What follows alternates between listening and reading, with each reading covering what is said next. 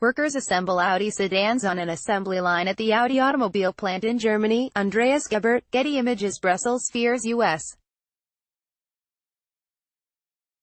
President Donald Trump is out to poach the most valuable part of the European auto sector, the manufacturing of engine components, from electrical systems to fuel injection pumps. Europe's big car exporters such as Germany, Spain and the Czech Republic are looking on with horror as Washington's trade negotiators seek to bring in a new points-based system within car quotas that rewards foreign car makers for making more parts on American soil. Looking at the way Trump is seeking to roll out quota deals with Canada and Mexico, it has become increasingly clear to EU trade officials that the U.S. strategy is to snatch top-end auto manufacturing away from Latin America, Asia and Europe and bring it to the U.S. The American plan is playing especially badly in Germany, heartland of the EU motor industry. While big German carmakers assemble vehicles in the U.S. and Mexico, many high-value-added components are still made in German factories. The first danger sign for Europe is the new U.S.-Mexico-Canada Agreement, USMCA, in which Washington forced its North American neighbors to accept quotas on their own exports of cars to the U.S. This is obviously the whole strategy behind USMCA, to shift the production as much as possible to the United States. Bernd Lange, chair of the European Parliament's Trade Committee. European Commission officials and industry representatives say they expect the U.S.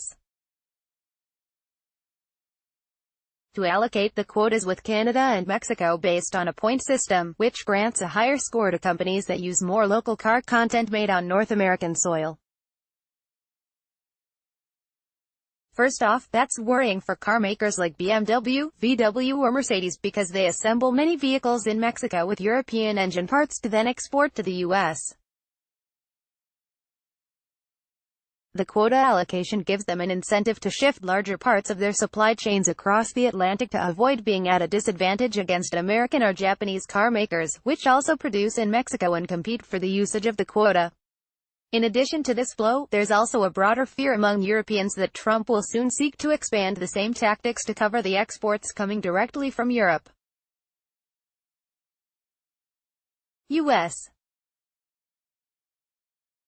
officials last month gave a clear signal that their patience with Brussels is wearing thin and that a truce from July on not imposing tariffs on the auto sector is at breaking point. Many EU diplomats expect car tariffs to be back on the agenda after the Tuesday's midterm elections. This is obviously the whole strategy behind USMCA, to shift the production as much as possible to the United States, said Bernd Lange, chair of the European Parliament's Trade Committee. Employees work on the assembly line at the Volkswagen car plant in Puebla, Mexico. On March 16, 2018, Pedro Pardo, AFP via Getty Images. Lange said the quota restrictions come on top of strict rules of origin requirements in USMCA, which are already challenging for European carmakers because they require that 75% of auto content must be made in North America in order to qualify for duty-free exports to the United States. The German car lobby VDA said it shares the concerns. The considerations of introducing a point system for the distribution of car import quotas, in which manufacturers with a higher share of production in the U.S. would be preferred, are worrying, said spokesperson Sandra Current. This calls into question value chains that have been established for years. A European Commission official also observed that Washington is changing tactics in the trade war. While previous trade battles had been about who gets to bolt cars together, Washington is now aiming to also have the engine parts produced in the U.S. This would put many jobs in Europe at risk, the official warned. Both the Office of the U.S. Trade Representative and the U.S. Commerce Department declined to comment. Quotas for Europe. Lange cautioned that the U.S. terms negotiated in the Mexico and Canada agreement are just the first step. It's also their goal in our EU-US trade talks, he said, adding that U.S. officials had made such demands during initial discussions with Brussels. That's actually the most fatal thing, that this measure is now being institutionalized in trade deals through such quotas and used for purposes of economic competition, he said. U.S. Trade Representative Robert Lighthizer makes remarks on the United States-Mexico-Canada agreement with President Donald Trump in Washington, D.C., on October 1, 2018. Jim Watson, AFP via Getty Images U.S. Trade Representative Robert Lighthizer said last month that the USMCA deal is a paradigm-shifting model, and indicated that Washington wants to negotiate future deals on a similar basis. Around the same time, he notified the U.S. Congress of his intent to negotiate a trade agreement with the EU.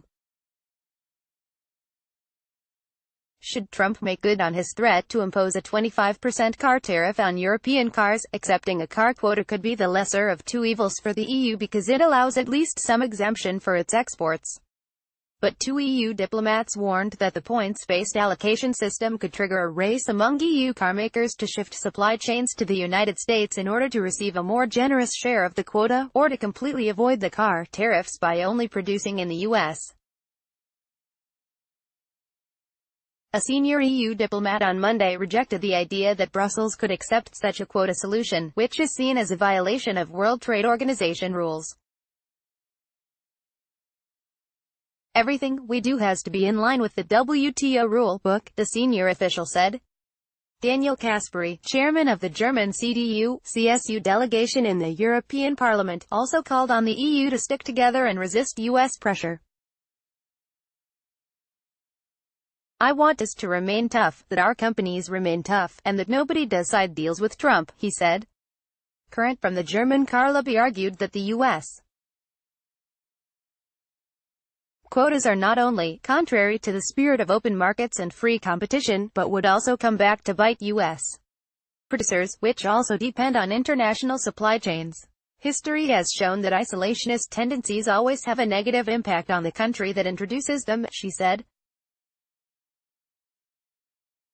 European Commissioner for Trade Cecilia Malmström last month made a veiled reference to the United States using similar tactics to China, by demanding that investments should be linked to local production.